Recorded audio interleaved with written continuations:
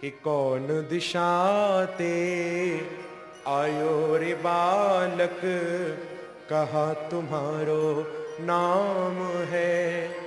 कौन सखी के पुत्र जो कहिए, कौन तुम्हारो गाम है। जब कहा तो भगवान नागिन को बोले कि पूरब दिशाते आयो री नागिन, कृष्ण हमारो नाम है। मात यशोदा पिता नंद जो, गोकुल हमारो गाम है। तो बालक फिर आप यमुना में क्यों कूदे? कि कह बालक तू डगर भूल्यो, बगड़ भूल्यो, कह घर नार रिसाइया। कह तेरे मन में क्रोध उपजो, कह बैरिन भरमाया। तो भगवान कहते हैं कि नहीं नहीं, ना नागिन मैं डगर भूल्यो, बगड़ भूल्यो, ना घर नार रिसाइया। ना मेरे मन में क्रोध उपजो, ना बैरिन भरमाया। तो बालक फिर तुम यमुना में क्यों कूदे हो? देखो अभी हमारे पति काली सो रहे हैं और उनके जागने से पहले ही तुम यहां से निकल जाओ। जो कुछ तुमको चाहिए तुम हमसे ले जाओ। कि ले बालक गलहार माला, 1.25 लाख की बोरियां, इतनो ले घर जाओ रे बालक, नाग से दूं मैं चोरियां। आपको जो कुछ चाहिए हमसे ले जाओ, स्वर्ण चांदी हीरा जवाहरात रुपया पैसा जो कुछ चाहिए ले जाओ, लेकिन तुरंत यहां से निकल जाओ। तो भगवान बोले नागिनों से कि ना चाहिए गलहार माला, 1.25 लाख की बोरियां। जानती हो नागिनों मैं यहां क्यों आयो हूं? कि मात यशोदा दही बिलो में, तेरे नाग की करूं मैं डोरियां।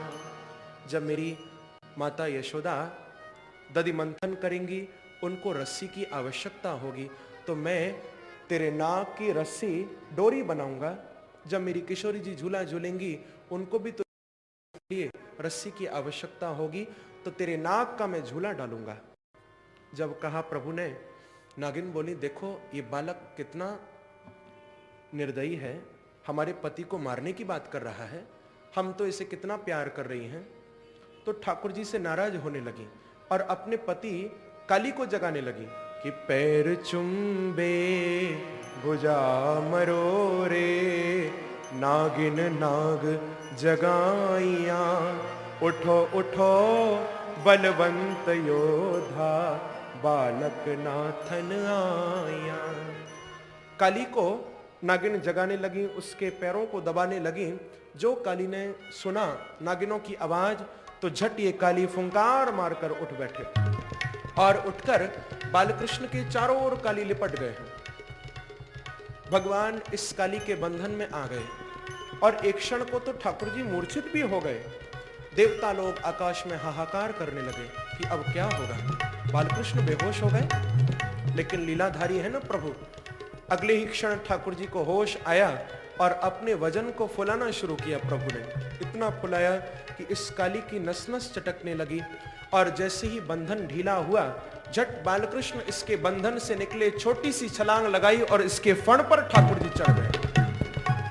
और फण पर चढ़कर तच्चित्र तांडव विरुग्ण फणात पत्रो, रक्तम मुखई रुर्वमन नृपभग्न गात्रः। राजन, भगवान इसके फण पर चढ़कर तांडव करने लगे, नाचने लगे प्रभु।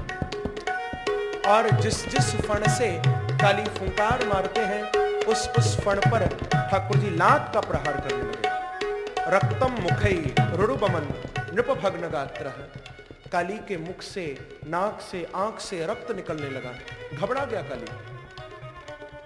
जब नागिनों ने दृश्य देखा, दोनों हाथ जोड़कर भगवान के चरणों में प्रार्थना की, न्यायो हि दंडः कृत किल विशेषस्मिन्, त्ववावतार खल निग्रहाय। नागिन बोली कि प्रभु आपका अवतार तो रक्षा करने के लिए होता है, और हमारा ये पति काली इसने अपराध तो किया, लेकिन भगवान आपकी दृष्टि में तो अपराधी में और पुत्र में कोई अंतर नहीं होता, आप दोनों को ही क्षमा करने वाले हो।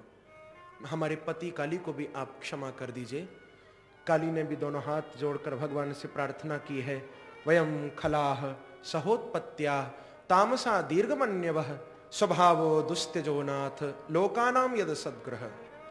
काली भगवान को बोले कि प्रभु हम तो स्वभाव से ही दुष्ट हैं, खल हैं, क्योंकि हमारा जन्म ही इस तमोगुणी योनि में हुआ है, लेकिन हमको योनि भी तो आपने ही दी है, ये तमोगुणी वृत्ति देने वाले भी तो प्रभु आप हो, अब आप क्षमा करो, क्षमा करो। भगवान ने काली को कहा कि देखो काली, तुम वृंदावन को छोड़कर रमण द्वीप चले जाओ। इधर सब ब्रजवासी यमुना के तट पर आकर खड़े हो गए थे राजन, और ब्रजरानी यशोदा यमुना में ही कूदने लगी थी बालकृष्ण के वियोग में।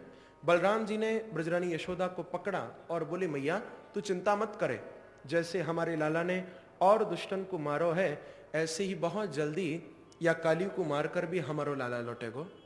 ऐसा बलराम जी बोल ही रहे थे, इतने में क्या देखते हैं, जिनके एक हाथ में बंसी है, एक हाथ में श्रीदामा की गेंद है, और काली के फण पर चढ़कर नृत्य करते हुए साक्षात बालकृष्ण यमुना से प्रकट हो गए हैं। बोलो बालकृष्ण